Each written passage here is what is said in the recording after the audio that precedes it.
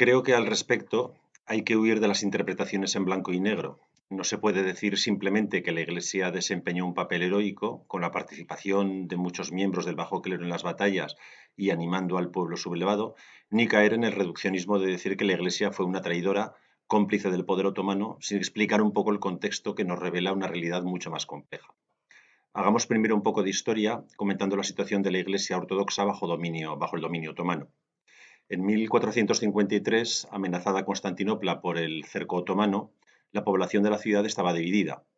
Unos, como el emperador Constantino Paleólogo, eran partidarios de una alianza con el Papa. Con este objetivo se celebró una liturgia conjunta con sacerdotes católicos enviados por el Papa en la Basílica de Santa Sofía.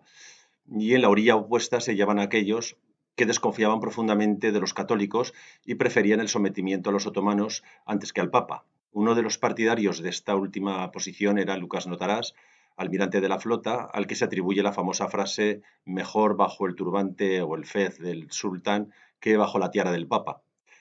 También apoyaba esta posición Gennadios Escolarios, teólogo, filósofo y alto dignatario de la Iglesia, al que el sultán Mahmud II nombró patriarca en 1454, tras la caída de la ciudad.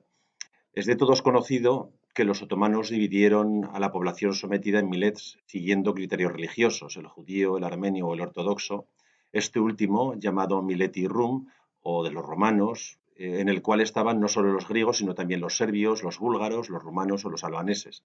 Así que el sultán llegó a un acuerdo con Gennadios Escolarios, según el cual la Iglesia ortodoxa, y por tanto el patriarcado, se hacía responsable de la paz y el orden entre el rebaño ortodoxo, así como del pago de sus impuestos. A cambio, la Iglesia gozaba de numerosos privilegios bajo el Estado otomano, entre ellos el ya mencionado del cobro de impuestos, extensas propiedades de tierra y una serie de ingresos que obtenían de parte de las cosechas de los campesinos en forma de censos feudales. El patriarca de Constantinopla se convierte así en algo más que un líder religioso, como era en el Imperio bizantino, para convertirse además en parte de la estructura administrativa otomana, con competencias, por ejemplo, en lo que afecta al derecho de sucesiones y, por supuesto, matrimonios y divorcios. De hecho, el patriarca, considerado bajá de dos colas en la nomenclatura administrativa otomana, se situaba justo por debajo de la mayor dignidad del imperio tras el sultán, que era el gran visir bajá de tres colas. Con lo de colas nos referimos al número de colas de caballo, yak o pavo real con que se distinguía la mayor o menor importancia del cargo, una tradición que provenía de los mongoles. En estas condiciones, las altas jerarquías de la Iglesia, desde el patriarca a los arzobispos y obispos, se convirtieron en instituciones venales, que eran frecuentemente compradas. Como para llegar a ser patriarca había que rascarse la faltriquera, luego el patriarca se resarcía del gasto vendiendo los obispados. Además, parece demostrado, aunque no se suele poner de manifiesto, que la Iglesia ortodoxa en concreto los patriarcados de Constantinopla, de Alejandría, Antioquía o Jerusalén, vendían algo parecido a las indulgencias del papado contra las que se levantó Lutero. En fin, que no se trataba de una institución muy ejemplar. Estas circunstancias provocaron una estrecha colaboración de la Iglesia con las autoridades otomanas, con cuyos intereses económicos y práctica política se involucró. Para entender la posición del patriarcado y de las altas jerarquías de la Iglesia ortodoxa ante la Revolución griega, es importante tener en cuenta, por tanto, la posición socioeconómica de privilegio de la institución y una forma peculiar de entender el poder otomano, muy enraizada en el pensamiento religioso tradicional. En consecuencia, al juzgar la actitud del patriarcado respecto de la revolución, es preciso tener en cuenta, primero, la posición de privilegio en lo económico y social de la que ya hemos hablado. Segundo, una interpretación del poder otomano basada en la teología cristiana. La Iglesia ortodoxa interpretó la caída de Constantinopla como un castigo de Dios por haberse acercado al Papa, de modo que la caída de la ciudad había significado nada menos que la salvación de la ortodoxia al impedir su absorción por el catolicismo. Por tanto, solo Dios podía decidir librar a los ortodoxos del yugo del sultán, de modo que cualquier intervención humana destinada a liberarse de esa esclavitud constituía una intolerable intromisión en los planes divinos. Esta interpretación entronca con la tradición rabínica judía que explica del mismo modo la destrucción del Segundo Templo por los romanos y que sigue viva en grupos de judíos ultraortodoxos como los Neturei Karta o guardianes de la ciudad en arameo, que son enemigos del sionismo y rechazan el Estado de Israel porque consideran que solo podrá venir de la mano de un Mesías enviado por Yahvé. Eran estas ideas las que fueron publicitadas en el documento conocido como Patriquí Didascalía, publicado por el Patriarcado en 1798 y que circuló entre todas las comunidades cristianas del Imperio Otomano y cuyo autor, según muchos estudiosos, fue el propio patriarca Gregorio V. El documento enfureció a Diamantios Corais, que publicó la Delfiqui Didascalía, un texto en el que condenaba al patriarcado por sostener la tiranía del sultán. Y en tercer lugar, hay que añadir el hecho de que la Iglesia Ortodoxa condenó desde el primer momento las ideas ilustradas del racionalismo, la secularización y la ciencia, y con ellas a personalidades como Voltaire, o en el caso griego al propio Diamantios Corais, que Gregorio V había ordenado cerrar escuelas que promovían la ilustración en Esmirna y Eibalik, en Anatolia, o que los propios ilustrados griegos, como el mencionado Adiamantios Corais o el llamado anónimo griego que escribió la prefectura griega o el Eniki Nomarchia, aun sin rechazar la ortodoxia, criticaron con dureza el carácter reaccionario de la Iglesia, así como su papel como legitimadora del poder otomano. También criticaron su venalidad y la pobre formación de los sacerdotes y monjes, así como su escasa aportación a la educación de los cristianos. En estas circunstancias, cabe hacerse la pregunta: ¿por qué una institución que goce de tantos privilegios, de tanta influencia política, social, económica y espiritual, que es tan opuesta a los ideales ilustrados, a la libertad de pensamiento, a cualquier cosa que se acerque a lo que entendemos por conciencia nacional y que temía además la pérdida de sus privilegios en el contexto de un Estado nacional inspirado por las ideas de la Ilustración, iba a ponerse del lado de los revolucionarios griegos? Al respecto, la ejecución por ahorcamiento del patriarca Gregorio V ha sido siempre objeto de polémica. Nada más estallar la Revolución griega, el patriarca, amenazado por el sultán, se apresuró a condenar la sublevación y a excomulgar a cuantos participaran en ella. Sin embargo, las noticias de las victorias griegas y de las masacres de turcos llegaban a Constantinopla, creciendo la furia del sultán, que finalmente ordenó la ejecución del patriarca ahorcado en la misma puerta del patriarcado y cuyo cadáver fue ultrajado y arrojado a las aguas del Cuerno de Oro. Y junto al patriarca fueron igualmente ejecutados otros prelados, como Atanasios de Nicomedia o Dionisios de Éfeso. Que Gregorio y estos prelados fueran ejecutados no era novedad, porque era el destino habitual de los funcionarios otomanos que fallaban al sultán.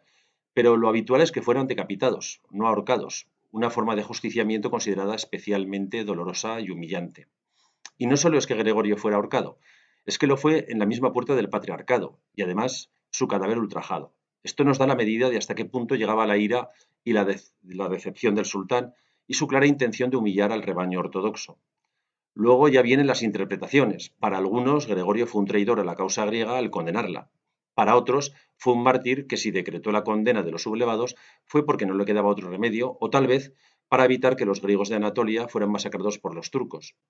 Destacan estos que en realidad estaba involucrado en la preparación de la revolución, aunque no hay prueba alguna de ello. Este mito acerca de la participación de Gregorio V en la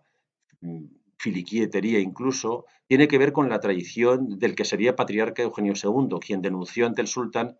la participación, o la supuesta participación, habría que decir, de Gregorio V en la revolución para provocar su caída y así lograr ocupar él mismo el patriarcado. En cualquier caso, lo paradójico hubiera sido que Gregorio V apoyara la revolución, no que la condenara.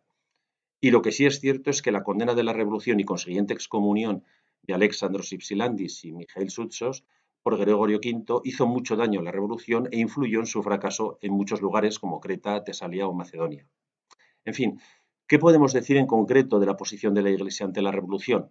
Modestamente opino que uno de los problemas al analizar el papel de la Iglesia en la revolución tiene que ver con el empeño en proyectar sobre una época muy distinta posicionamientos políticos y prejuicios ideológicos de periodos posteriores, incurriendo así en el peligro del presentismo al emitir un juicio moral sobre las actitudes de personas que vivieron en contextos históricos muy distintos. Tal vez las críticas al papel desempeñado por la Iglesia durante la Revolución se basan en algunos equívocos. Primero, confundir en las altas jerarquías, sobre todo al Patriarcado de Constantinopla, con la totalidad de la Iglesia. Una cosa es el Patriarcado de Constantinopla, así como las altas jerarquías de obispos y arzobispos o los grandes monasterios, grandes propietarios de tierra y plenamente integrados en la estructura administrativa otomana, y otra muy distinta, el bajo clero, muchas veces tan pobre e ignorante como el pueblo con el que convivía y compartía sus duras condiciones de vida, y que en general se puso del lado de la revolución e incluso en algunos casos llegó a participar en acciones armadas. Y no solo hablamos del bajo clero. Casos hay entre el alto clero de personas que se pusieron de parte de la revolución y aún murieron combatiendo, como es el caso del obispo de Salona en el puente de Alamana junto a Athanasios Diakos en abril de 1821. Y es conocido el protagonismo del archimandrita Grigorios Dikeos, llamado o apodado Papa Flesas, durante la revolución, enviado por Alexandros Ypsilantis, es decir, por la filiquetería, para organizar la sublevación en el Peloponeso. Un personaje muy particular, resuelto y apasionado, poco reflexivo, quizás un tanto bocazas,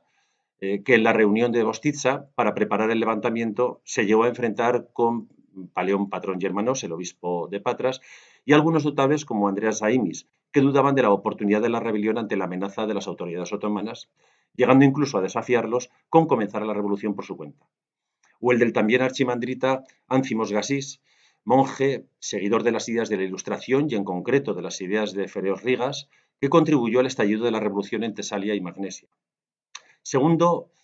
prejuicio es atribuir un monolitismo ideológico a las altas jerarquías de la Iglesia. Es un hecho probado que el patriarca Gregorio V condenó desde el primer momento la revolución y las ideas ilustradas del racionalismo, la secularización y la ciencia. Pero al lado de esto tenemos un numeroso grupo de prelados que estudiaron y difundieron las ideas ilustradas, como es el caso de Evgenios Bulgaris, Nikiforos Theotokis, Methodios Anthrakitis o Daniil Philippidis, por ejemplo, aunque hubo casos en los que la defensa de las ideas ilustradas les costó la expulsión de la Iglesia, como es el del monje Christodoulos Pamblekis.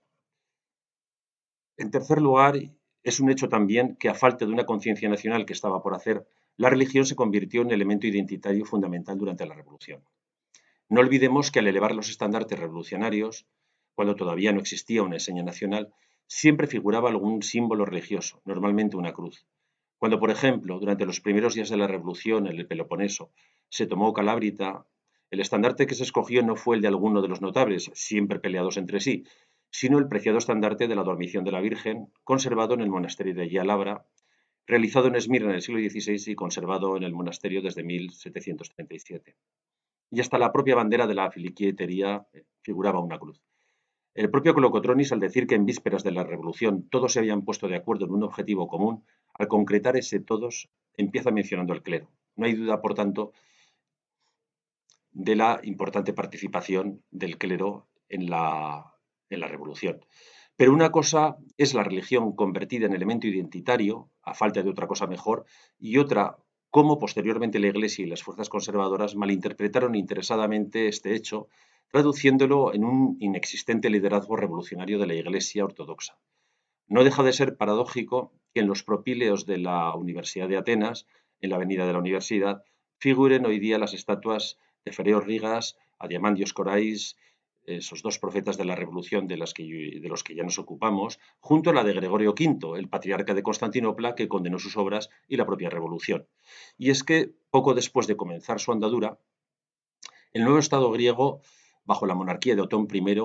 quien, no lo olvidemos, derogó la Constitución y las conquistas democráticas del periodo revolucionario, se trató de poner a la Iglesia en el centro del tablero, difundiendo mitos. El primero de ellos, el del supuesto estallido de la Revolución un 25 de marzo, con el protagonismo del obispo de Patras y Hermanos, elevando el estandarte revolucionario en el monasterio de Ayalabra, una historia falsa difundida por el diplomático francés François Pouqueville, o convirtiendo al patriarca Gregorio V en una especie de criptorrevolucionario cuya ejecución habría sido ordenada por el sultán para castigar su patriotismo. O el mito de la escuela oculta, según el cual fue la Iglesia ortodoxa la que sostuvo la tradición y cultura griega, permitiendo así la continuidad de la lengua griega. Aunque el nuevo Estado griego se levantó con la ortodoxia como una de sus señas de identidad, ahora la condición de fiel no era ya central, en todo caso una cualidad de la ciudadanía, que era el elemento políticamente esencial. La ortodoxia no es ya, por tanto, la identificación de una comunidad religiosa, sino elemento constitutivo, aunque subordinado, de la nación. Recordemos al respecto que muchos miembros del clero que participaron en la Revolución hicieron caso omiso de la condena de Gregorio V y otras autoridades eclesiásticas, y el recién creado Estado griego acabó rompiendo con el patriarcado de Constantinopla para fundar una iglesia nacional independiente en la Asamblea de Argos, más conocida como Asamblea de Nafplio, porque allí se trasladaron las sesiones, de 1832.